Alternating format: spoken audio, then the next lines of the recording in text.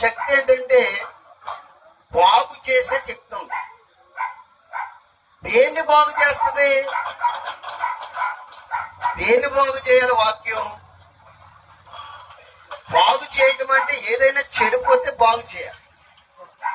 మరి మనుషుల్లో చెడిపోయింది ఏంటి?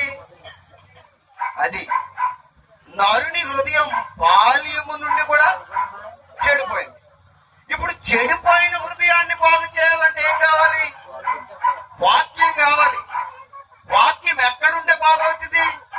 వినాలి. మీరు నా సమయాన్ని నేను చేయకుండా వింటే త్వరగా ముగించేస్తాను. అంటే జాగ్రత్తగా వినాలి. వాక్యము హృదయంలోకి వెళ్ళాలి.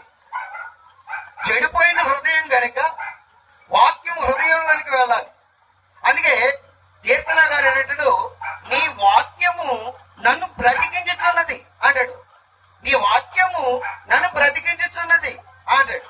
ఇక మనం జాగ్రత్తగా ముందుకు వెళ్ళిపోతూ ఉంటే యేసుక్రీస్తు వారు అపరాధముల చేతను పాపముల చేతను చచ్చిన మనలను బ్రతికించాను. అంటే వాక్యము శరీరధారిగా వచ్చి ప్రపంచ మానవాళిని బ్రతికించడానికి మరలా వాక్యం అయిపోయింది. ఇప్పుడు మన చేతిలో ఉన్నదేంటి? ఏమన్నాను? వాక్యం. ఆది యందు వాక్యం ఉండెను, వాక్యము దేవుని యొద్ద ఉండెను, వాక్యమే. ఇప్పుడు హృదయములో వాక్యం ఉంటే దేవుడే హృదయంలో ఉంటాడు. హృదయంలో వాక్యం ఉంటే మన జీవితాలు ఏమైపోతాయంట? బాగుపడతాయంటండి. పిల్లలు, బైబిల్ చెప్తుంది హృదయము అన్నిటికంటే మోసకరమైనది, అది ఘోరమైన వ్యాధి గలది, అది నిన్ను చంపుతుంది. అందుకనే దేవుడు ఏం చేస్తాడంటే వాక్యమును పంపాడు మనల్ని బాగు చేయడానికి, మనల్ని బ్రతికించడానికి. అదే నిజమైన క్రిస్మస్.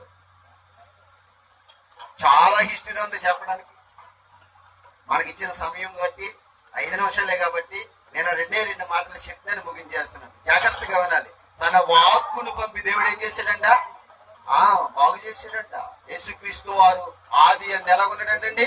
వాక్యమై ఉన్నాడంటే దేవుని దగ్గర. ఆ వాక్యం శరీరధారిగా మారి భూమి మీదకి వచ్చి అపరాధముల చేత పాపముల చేత చచ్చిన మనలను ఏం చేసిందంట?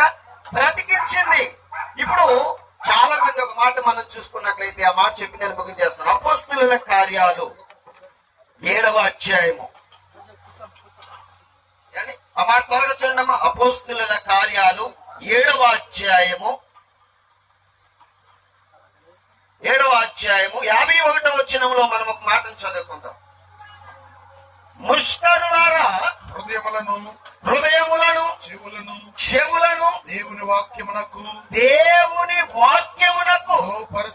లోపరచలేకపోతున్న రందిగా మన బతుకులు ఎలాగున్నాయంటే అపరాధముల చేత పాపముల చేత చచ్చినట్టున్నాయి.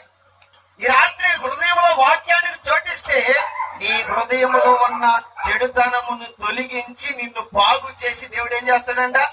రక్షణ కలిగిస్తాడంట. పిల్లలు, రక్షకుడు పుట్టాడని అర్థం చేసుకోవడం కారణం ఏంటి తెలుసండి?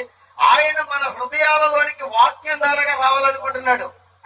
బైబిల్లో ఇంకొక అద్భుతమైన మాట ఉంది, నేను అది చెప్పి నేను ముగించేస్తున్నాను. జాగ్రత్తగా ఉన్నాడు. అదేంటంటే ఏప్రిల్కి రాసిన పత్రికలో తీయదు కానీ ఏండి, ఏప్రిల్కి రాసిన పత్రిక 4వ అధ్యాయం 12వ వచనంలో ఏమని ఉంటుందంటే, వాక్యం అంటే వాడి అయిన 2 అంచులు గల ఖడ్గముగా అది హృదయంలోనికి దూర్చు లోపడున్నటువంటి చెడుతనమును విసర్జించి నీ జీవితాన్ని సేవ్ చేస్తుందంట, రక్షణ కలిగిస్తుందంట.